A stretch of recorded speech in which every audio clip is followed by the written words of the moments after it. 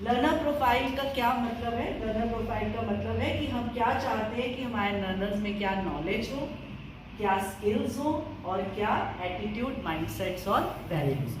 जब हम इसको हम KSA फ्रेमवर्क बोलते हैं, नॉलेज का K, स्किल्स का S और एटीट्यूड्स का A।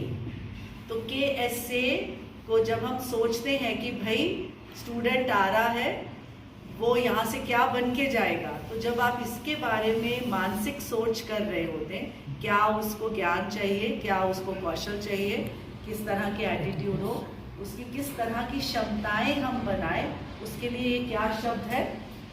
Learner profile.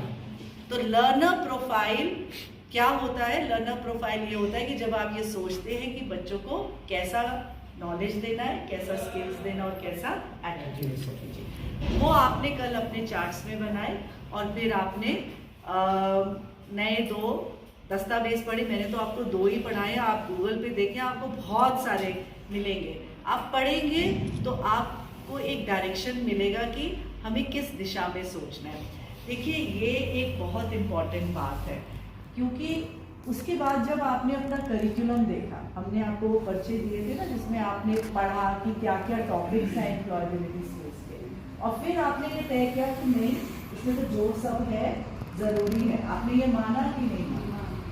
तो जब आप एक करिकुलम को देखते हैं, उसको अध्यापक होते हुए आप माइंडलेसली नहीं पढ़ा सकते, क्योंकि आपको पहले लर्नर प्रोफाइल पता होना चाहिए। आपको पता होना चाहिए जिसपे मैं और बच्चा पूरा साल मेहनत करने वाले, वो उसके किसी काम का भी है या नहीं।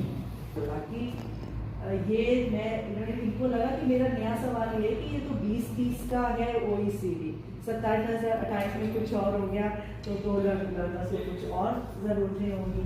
पर इसीलिए जब ये आप दस्तावेज पढ़े तो उसमें उन्होंने लिखा है कि हम बच्चों को एक ऐसे फ्यूचर के लिए रेडी कर रहे हैं जिसका हमें पता ही नहीं कि वो कैसा होगा। इसीलिए उन्होंने बोला है कि नई चीज बनाना सीखना, अपनी जिंदगी की रिस्पॉन्सिबिलिटी लेना और टेंशन को रिजॉल्व करना, ये 2-3 एबिलिटीज बहुत इंपॉर्टेंट है। चाहे कुछ भी बदल जाएगा, अगर आप में ये 3 गुण हैं तो आप उसको रिस्पॉन्ड करेंगे।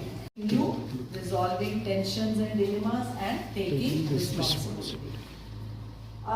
फिर हमने ये भी थोड़ा समझने की कोशिश की कि हाउ लर्निंग अकर्स।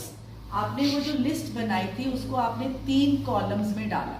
कौन से 3 कॉलम्स थे? Knowledge, skill, mindset. आपने जो एक लंबी लिस्ट बनाई थी, आपने ये डाला कि नॉलेज क्या है, स्किल क्या है, एटीट्यूड क्या है, और फिर उससे आगे जो चर्चा गई थी, आपने लिखा ना कि बच्चा क्या कर रहा होगा, हमें उसके बिहेवियर में क्या नजर आ रहा होगा, जिससे हमें पता चलेगा इसमें ये हुई भी है कि नहीं, कि वो बिहेवियर में कैसा दिख रहा होगा। तो कल फिर एक और इंटरेस्टिंग काम आपने किया, क्योंकि आपने एक किसी स्किल को लेकर फिर ये भी समझने की कोशिश की कि अगर ये सिखानी है तो इसकी लर्निंग कैसे होती है, क्योंकि हम ये समझने की कोशिश कर रहे थे कि नॉलेज की प्रक्रियाएं अलग होती हैं, स्किल्स की प्रक्रियाएं अलग होती हैं और एटीट्यूड की प्रक्रियाएं अलग होती हैं।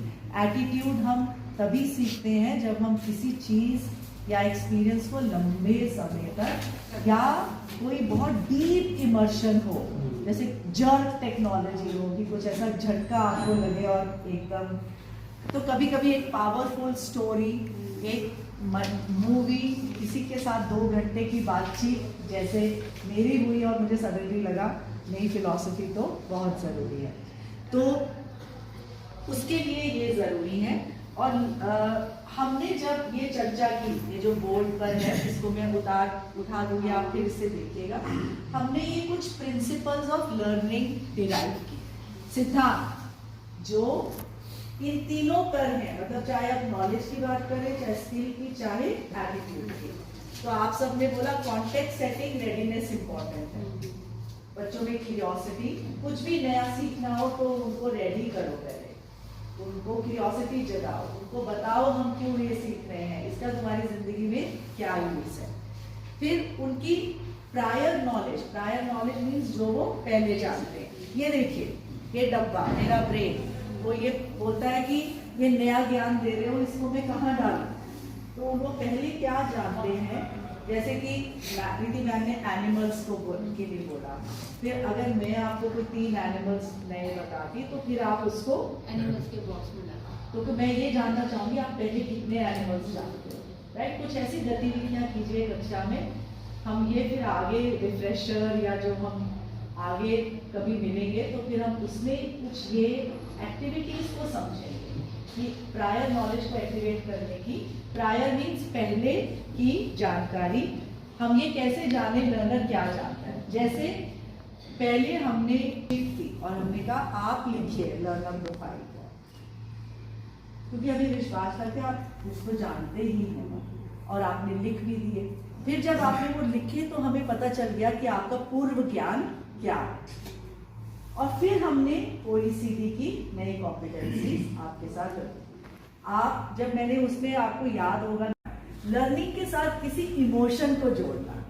आप कभी 6 साल बाद आपको ये याद रहेगा वो बड़ा बेकार एक्सपीरियंस था, वो बहुत अच्छा एक्सपीरियंस था, शायद आपको ये ना याद रहे कि वहाँ हुआ क्या था। लेकिन आप जब भी बच्चों को एक्सपीरियंसेस दें उसमें इमोशन को जरूर लाइए, जॉय एंड पेन। कभी कभी कुछ अमाउंट ऑफ डर भी जरूरी होता है। एक कहते हैं certain level of tension is a good tension. अगर मैं यहाँ आ रही हूँ और मुझे इस बात की परवाह ही नहीं है कि आज दिन कैसा बीतेगा, it's not a good pause कि मैं तो बहुत रिलैक्स। थोड़ा अमाउंट ऑफ टेंशन कि मैं सुबह उठ के सोचूं मुझे क्या करना है, मैं तैयारी करूं, ये पॉजिटिव। इसके 2 स्ट्रेस होते हैं, यू स्ट्रेस और डी स्ट्रेस में टर्म्स आपको बताऊंगी। तो एक स्ट्रेस पॉजिटिव होता है, बट एक सर्टन अमाउंट से ज़्यादा चला जाए कि मैं नर्वस ही हो जाऊं, वो गलत है। बट थोड़ी सी anxiety stress is a good stress. Reinforcement कि अगर आपके स्टूडेंट कुछ अच्छा कर रहे हैं उसे एक्नॉलेज कीजिए। लेट आने के लिए गुस्सा तो कर रहे हैं, अगर टाइम पे आ रहे हैं तो आपने क्या उनको पॉजिटिव बोला? तो अच्छे बिहेवियर्स को आप जितना रीइंफोर्स करेंगे उसकी लाइक्लीहुड ज़्यादा है कि वो उस डायरेक्शन में शेप हो। आप अपने घर में छोटे बच्चों को कहते हैं अरे ये तो बहुत अच्छा बच्चा है, शरारत नहीं करता, बिल्कुल नहीं रोता, जबकि वो दहाड़ दहाड़ के रो रहा है। ये तो बिल्कुल नहीं रोता, बट वो थोड़ी देर के बाद चुप हो जाता है क्योंकि वो कहता है अरे भाई ये मेरे बारे में सोचते हैं कि मैं बिल्कुल नहीं रोता, तो फिर तो मुझे रोना नहीं चाहिए। टीचर में ये बहुत बड़ी पावर होती है। आप अपने स्टूडेंट से जितना पॉजिटिव एक्सपेक्टेशंस रखेंगे उतने स्टूडेंट्स जो हैं लाइकली है कि वो उसी दिशा में जाए।